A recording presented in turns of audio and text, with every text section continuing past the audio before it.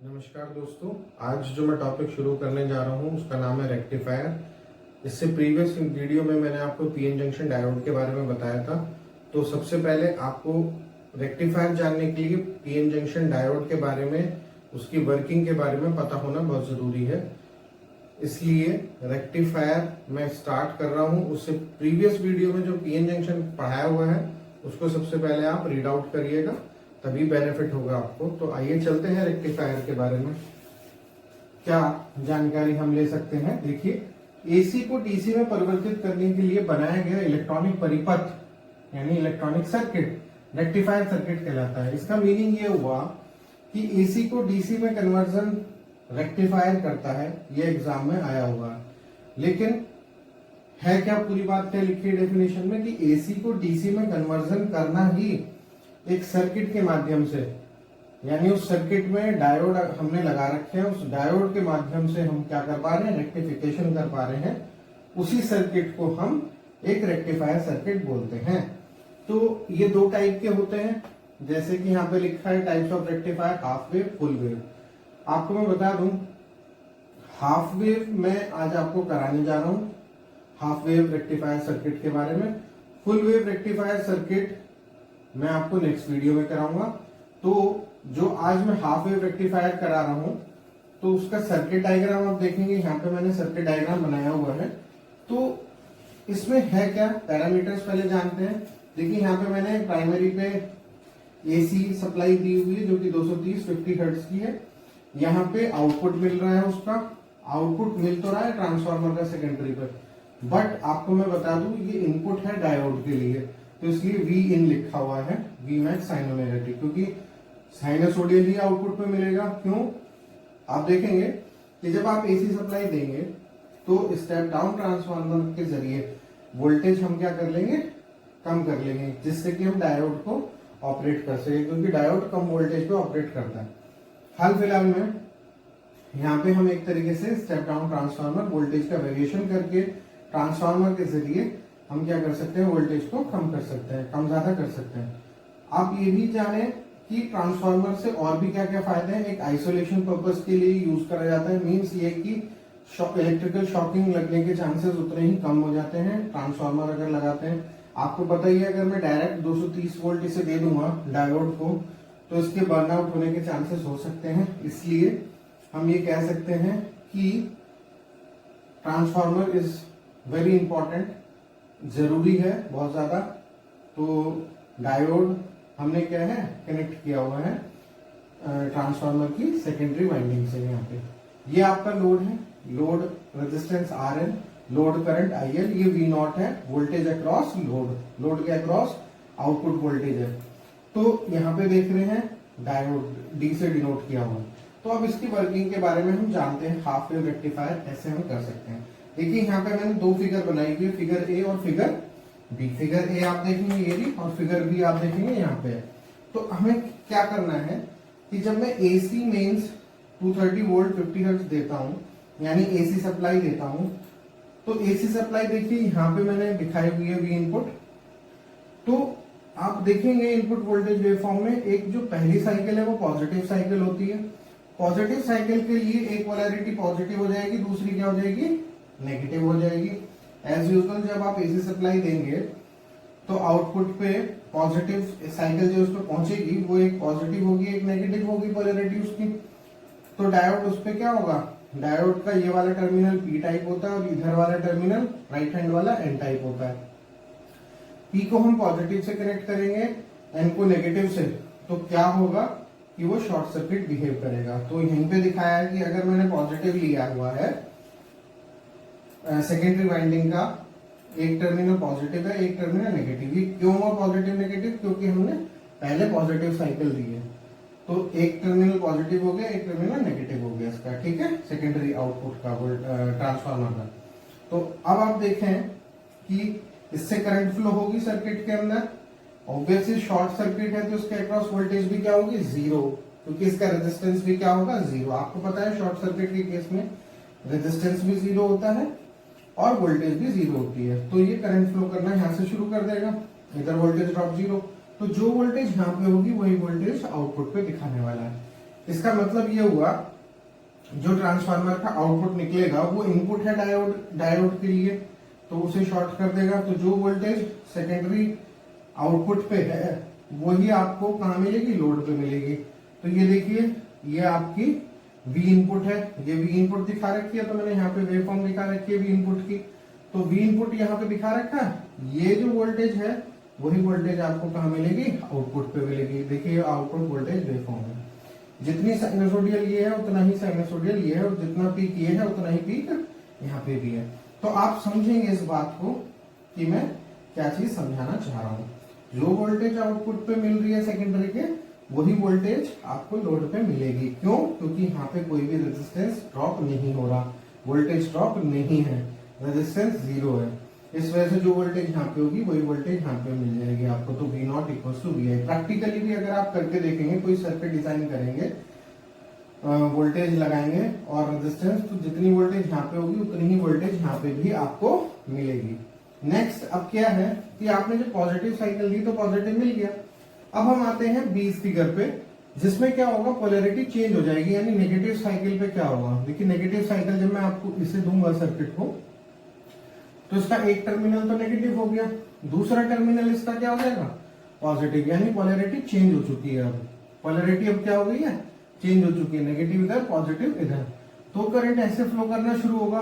तो जब करंट ऐसे फ्लो करना शुरू होगा तो नेगेटिव के लिए आप देखेंगे डायोड पी टाइप पे तो क्या हो रहा है, नेगेटिव, एन टाइप पे क्या हो रहा है, पॉजिटिव। तो ये एक रिवर्स बायस जंक्शन हो गया।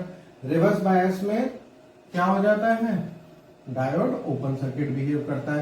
प्रीवियस वीडियो में पीएन जंक्शन डायोड की यही चीज बताई थी, अगर नहीं पता हो तो एक बार पीएन जंक्शन डायोड की वीडियो देख लीजिएगा। तो देखिए ओपन सर्किट हो गया। ओपन सर्किट अगर हो गया है तो आप देखें कि कोई भी जो लोड करंट होगा वो क्या होगा, जीरो। भाई ओपन है तो ओपन के अक्रॉस करंट क्या होता है, जीरो होता है। तो लोड करंट जीरो हो गया। अगर ओपन है तो voltage across this load resistance वो भी जीरो ही होगी, क्योंकि कोई ओपन सर्किट है तो कोई सर्किट ही नहीं कंप्लीट हुआ, तो वोल्टेज इसके अक्रॉस क्या होगी, आउटपुट वोल्टेज वो भी जीरो ही होगी। तो आउटपुट वोल्टेज भी जीरो होगी। तो यहाँ पे आप देखेंगे नेगेटिव के लिए आउटपुट वोल्टेज क्या हो गई है, जीरो। ऐसे ही फिर दोबारा अगेन दूसरी साइकिल के लिए, एक साइकिल जो चलती है वो कितने चलती है, 0 से 2 पाई तक। तो आप देखेंगे 0 से पाई, पाई से 2 पाई तक, यहाँ तक है फुल साइकिल आपकी। तो देखेंगे एक बार पॉजिटिव आया, एक बार बिल्कुल जीरो वोल्टेज आई, एक बार पॉजिटिव एक बार जीरो। तो इस तरीके से आपको आउटपुट वेवफॉर्म मिलती है। इतना तो आपको समझ में आ गया होगा। तो देखिए अब हम बताते हैं इसके वोल्टेज, जो आउटपुट वोल्टेज वेवफॉर्म आई है यहाँ पे। आप देखेंगे यहाँ पे कि एक बार पॉजिटिव है, एक बार जीरो, एक बार पॉजिटिव दिया हुआ है, यानी ऊपर दिया हुआ है, नीचे कर्व नहीं है, नीचे के लिए वोल्टेज क्या आ रही है, जीरो आ रही है। इसे एक तरीके से हम क्या बोलते हैं, पल्सेटिंग डीसी। पल्सेटिंग डीसी आपकी ये मिलेगी। पल्सेटिंग डीसी कहने का मतलब क्या है कि इसमें वेवफॉर्म में कुछ अंश एसी का भी है, प्योर डीसी नहीं मिली है। आपको पता होगा प्योर डीसी फिल्टर सर्किट, अभी मैं आपको आगे आने वाली वीडियोस में बताऊंगा फिल्टर सर्किट के बारे में। उससे क्या है, प्योर डीसी ले पाते हैं आउटपुट पे। तो ये एक तरीके से प्योर डीसी नहीं है, इसको फिल्टर सर्किट के जरिए हम प्योर डीसी ले पाएंगे। तो अभी फिलहाल इसमें एसी का भी अंश है, एसी भी है प्लस डीसी तो है ही है, एसी भी है। तो आप समझे ये एक तरीके से जो आउटपुट है, आउटपुट वेवफॉर्म जो निकली हुई है वो पल्सेटिंग क्या है, पल्सेटिंग डीसी रहेगी।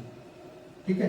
अब आपको मैं बताता हूं सबसे पहले पीक इनवर्स वोल्टेज के बारे में। किसके बारे में, पीक इनवर्स वोल्टेज के बारे में। पीक इनवर्स वोल्टेज होती क्या है, पीआईवी। मैं आपको बताता हूं पीक इनवर्स वोल्टेज होती क्या है। देखिए ये जो हम नेगेटिव चले हैं, नेगेटिव यानी नेगेटिव साइकिल जो हम चले हैं, इस सर्किट के द्वारा हम पीक इनवर्स वोल्टेज निकालते हैं। सबसे पहले समझिए पीक इनवर्स वोल्टेज होती क्या है। होती ये है कि जब हम इसे नेगेटिव सप्लाई देते हैं तो क्या होता है कि डायोड क्योंकि ओपन सर्किट है, ओपन सर्किट के अक्रॉस कुछ ना कुछ वोल्टेज होगी। वो कितनी वोल्टेज होगी, जो वोल्टेज ये है उतनी वोल्टेज यहाँ पे होगी। अगर आप यहाँ पे केवीएल का इस्तेमाल करेंगे तो ये चीज पता कर पाएंगे।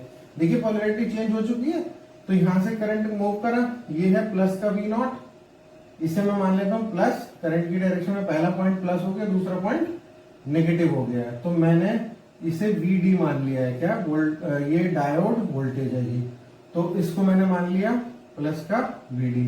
क्यों यहाँ पे वोल्टेज मानी? क्योंकि ये ओपन सर्किट है, ओपन सर्किट के अक्रॉस याद रखिएगा मैक्सिमम वोल्टेज होती है, करंट 0 होता है, तो VD मैंने लिख लिया डायोड वोल्टेज। तो अब प्लस का VD हो गया और ये क्या है माइनस का VI इक्वल टू 0। आप इसमें देखेंगे कि ये वोल्टेज तो क्या है 0 है, ये वाली वोल्टेज क्या है 0 है, देख रहे होंगे, क्योंकि कोई ओपन सर्किट है तो कोई करंट फ्लो नहीं, वोल्टेज भी 0 हो रही होगी। तो VD किसके बराबर हुआ? VI के बराबर हो गया है। इतनी बात समझ में आ गई होगी अब आपको। जो VD है डायोड वोल्टेज वो VI के बराबर हो चुकी है। तो क्या कहेंगे, अब जो VI है उसकी पोलैरिटी क्या है? चेंज है। उसकी पोलैरिटी आप देखेंगे नेगेटिव ऊपर है, पॉजिटिव नीचे है, यानी कि नेगेटिव पोलैरिटी के लिए ये काम कर रहा है। तो नेगेटिव पोलैरिटी यहाँ पे भी होगी, तो डायोड के अक्रॉस भी क्या होगी? वोल्टेज, वो नेगेटिव वोल्टेज ही होगी। अभी यहाँ पे मैंने डायोड की वेवफॉर्म नहीं बनाई है। अगर डायोड की वेवफॉर्म बनाई जाए तो पॉजिटिव साइकिल के लिए वो तो 0 रहेगा और नेगेटिव साइकिल के लिए क्या होगा? नेगेटिव ही शो करेगा डायोड, यानी जो वोल्टेज यहाँ पे है वही वोल्टेज डायोड पे भी शो करेगा। तो वो ये दिखाइए, बट पोलैरिटी यहाँ क्या है? नेगेटिव है, और नेगेटिव से ही हमें यानी नेगेटिव साइकिल से ही क्या निकालनी होती है? Peak inverse voltage. इसलिए पीक इनवर्स का मतलब ही यही होता है कि इनवर्स में वोल्टेज मैक्सिमम निकालनी है आपको। तो मैक्सिमम वोल्टेज यहाँ पे क्या है? Vmax, लेकिन नेगेटिव में लिखा हुआ, नेगेटिव नहीं लेना क्योंकि ऑलरेडी इसका नाम ही है पीक इनवर्स। इनवर्स यानी नेगेटिव में आपको वोल्टेज निकालनी तो कितनी है यहाँ पे? Vmax। तो इसी कारण से पीक इनवर्स वोल्टेज Vmax हो जाती है। ये बात याद रखना है, फिगर बी के द्वारा ही हम ये निकालते हैं। तो इतनी बात समझ में आई। अब हम क्या कम करते हैं, पीक इनवर्स वोल्टेज तो मैंने आपको बता दी, ठीक है, ये आपकी पीक इनवर्स वोल्टेज है। कभी कभार ये भी एग्जाम में पूछी जाती है। अब आपको मैं एक डेरिवेशन कराता हूं, जो कि किसका डेरिवेशन है? वो है आपका आउटपुट वेवफॉर्म का, कि इसका डीसी क्या होगा, यानी वोल्टेज डीसी क्या होगी, डीसी आउटपुट में वोल्टेज क्या होगी। क्योंकि ये डीसी वेवफॉर्म आई है तो हम लोग ये निकाल रहे हैं इस वेवफॉर्म का एवरेज वोल्टेज, जिसे मैं VDC भी बोल सकता हूँ। क्या बोल रहा हूँ? Average voltage. तो इस वेवफॉर्म का मैं एवरेज वोल्टेज निकालता हूँ। क्या निकालता हूँ? Average voltage. तो मैं एवरेज वोल्टेज को VDC भी लिख देता हूँ। क्या लिख देता हूँ? VDC। V average equal to VDC। इसका फॉर्मूला क्या होता है? इसका फॉर्मूला होता है area under the curve of full cycle divided by क्या रहेगा? बेस। डिवाइडेड बाय क्या रहेगा? बेस। ये आपका area under the curve of full cycle by base. ये V एवरेज, इसका हम आउटपुट वेवफॉर्म का निकाल रहे हैं। इसे आउटपुट वोल्टेज भी बोलते हैं, लेकिन कौन सी है? एवरेज वोल्टेज या VDC वोल्टेज भी हम इसको बोल रहे हैं। ये जो आपकी वेवफॉर्म निकली आउटपुट पे, उसका हम लोग क्या निकाल रहे हैं? एक तरीके से एवरेज निकाल रहे हैं। तो अगर मैं इस एवरेज वोल्टेज लिख रहा हूं, जिसको हम VDC भी लिख सकते हैं, तो उसको फॉर्मूले द्वारा क्या कैसे निकालेंगे? फॉर्मूला क्या है? Area under the curve of full cycle upon base. तो ये ध्यानपूर्वक, कुछ बच्चे इसको स्किप कर देते हैं, तो बड़े ध्यानपूर्वक इसको डेरिवेशन को देखें। देखिए लिखा हुआ है एरिया। एरिया सबसे पहले हमें पता होना चाहिए कैसे फाइंड करेंगे। एरिया क्या होता है? आपका under the full cycle. Curve कहाँ पे है? एक कर्व इसके फुल साइकिल देखिए यहाँ पे है, 0 से 2 पाई यानी 360 की फुल साइकिल होती है। तो देखिए ये एक एरिया इसके बीच आया है, यहाँ पे तो 0 है, बस इतना एरिया है। तो इसे एरिया को लिख लेते हैं 0 से पाई। 0 से पाई यानी कि 0 से पाई हो गया, जो कि आउटपुट वोल्टेज कितनी है? V0 d omega t। आप देखेंगे ये किसकी रेस्पेक्ट से है? ओमेगा t टाइम से ये चल रहा है, तो d ओमेगा t रेस्पेक्ट से मैंने इसका इंटीग्रेशन कर लिया है। इंटीग्रेशन क्यों किया है? क्योंकि इंटीग्रेशन के माध्यम से हम लोग एवरेज वोल्टेज निकाल पाएंगे। नेक्स्ट, प्लस जो एरिया भी निकलता है वो इंटीग्रेशन के माध्यम से निकलेगा। प्लस इंटीग्रेशन पाई से 2 पाई। फुल साइकिल चलना है तो पाई से 2 पाई भी चलना होगा। देखिए अब फुल साइकिल हो चुकी है 0 से पाई, फिर पाई से 2 पाई। पहले हम चले 0 से पाई, पाई से फिर 2 पाई। ये फुल साइकिल हो गई है। फुल साइकिल एक चक्का जो घूमता है साइकिल का वो 360 डिग्री होता है, या रोटर भी 360, जो भी मैकेनिकली रोटेट करता है कोई भी सर्कुलर चीज वो 360 डिग्री ही रोटेट करती है, तो फुल साइकिल उसी को ही बोला जाता है। ये बात याद रखें। इसको भी output voltage V not D omega T लिख लिया। अब आपको पता है जो V not D omega T है, ये वाली वैल्यू आपकी क्या होती है? 0। क्यों 0 होगी? क्योंकि आपको पता है पाई से 2 पाई के लिए क्या है? Output voltage 0। तो इस कंडीशन के लिए आउटपुट वोल्टेज 0 हो गई, तो ओवरऑल इंटीग्रेशन भी क्या हो गया? 0। तो पूरा 0 बचता क्या है? सिर्फ इतना। अब देखिए equal to area equals to 0 to pi. V not को हम क्या लिख सकते हैं? जरा आप देखिए V नॉट को क्या लिख सकते हैं? V नॉट को हम V इनपुट ही लिखेंगे। V नॉट को हम क्या लिखेंगे? V input. यहाँ पे लिख भी रखा है मैंने, V not equals to V input. ये देखिए V आउटपुट दिखा रखा है ना यहाँ पे, V आउटपुट को ही भी हम V नॉट बोल रहा हूँ। V नॉट यानी 0 को बोल रहा हूँ। आप कहें तो इसे आउटपुट वोल्टेज भी कह सकते हैं, या V0 या V नॉट भी बोल सकते हैं। तो जो वोल्टेज यहाँ पे है वही वोल्टेज ये वाली वोल्टेज है, यानी इनपुट वोल्टेज है। तो इनपुट वोल्टेज को मैं ले लिया हूँ। इनपुट वोल्टेज यानी V नॉट को इनपुट वोल्टेज भी बोलते हैं, V नॉट को इनपुट वोल्टेज भी बोलते हैं। और इनपुट वोल्टेज कितनी है? V max sine omega T. ये बात याद रखना कि V max sine omega t d omega T. अब आप देखेंगे यहाँ पे V मैक्स में बाहर निकाल लेता हूँ इंटीग्रेशन से, क्योंकि कांस्टेंट है, ये वाली वैल्यू कांस्टेंट है। और integration 0 to pi sine omega t d omega t. ठीक है ना, ये टी है आपका। ये मैं डेरिवेशन इसलिए करा रहा हूं, मैं कोई भी चीज रटाता नहीं हूं, समझाता हूं। कुछ बच्चे जो डिप्लोमा के हैं उनके लिए बेनिफिशियल है, बट ITI वालों के लिए ये डेरिवेशन बेनिफिशियल नहीं है। अगर आता है सो फार सो गुड, बहुत अच्छी बात है। कोई भी चीजें ना रटे, समझे चीजों को। और बाकी जो फॉर्मूला आएगा ऑब्वियस बात है, एटलीस्ट आपको ये पता रहेगा कि ये कहां से ड्राइव होकर आया है, तो आप उसको समझे थोड़ा बहुत।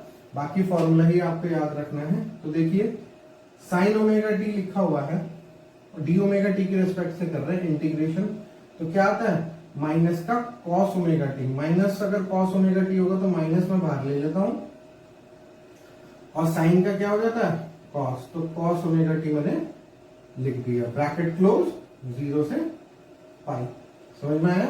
इतना इंटीग्रेशन आप देख सकते हैं। वैसे मैंने डेरिवेशन कराया हुआ है एक तो ऐसा ही, एवरेज का और VRMS का, पीक फैक्टर फॉर्म फैक्टर, एक वीडियो है, उसमें आप वो डेरिवेशन देख सकते हैं कि मैंने बहुत आराम से मैंने उस डेरिवेशन को कराया हुआ है। तो आप सीख सकते हैं मैं यहाँ पे क्या करा रहा हूँ क्या नहीं। नेक्स्ट अगर मैं देखूं तो यहाँ पे क्या है? V मैक्स माइनस का अपर लिमिट लगाएंगे तो क्या होगा? Cos pi. लोअर लिमिट लगाएंगे, माइनस का लोअर लिमिट कितनी है? 0। तो नहीं लगा दिया। देखिए कॉस पाई क्या होता है? -1। कॉस 0 क्या होता है? 1। कॉस पाई क्या होता है? यानी 180 डिग्री -1 होता है। और कॉस 1 तो सभी जानते हैं 1 होता है। तो माइनस का 1 कितना होगा? माइनस का 2। माइनस का अगर ये 2 है तो यहाँ पे आके प्लस का 2 हो जाएगा। तो 2V मैक्स हमारा क्या होगा? एरिया हो जाएगा। क्या हो जाएगा? एरिया।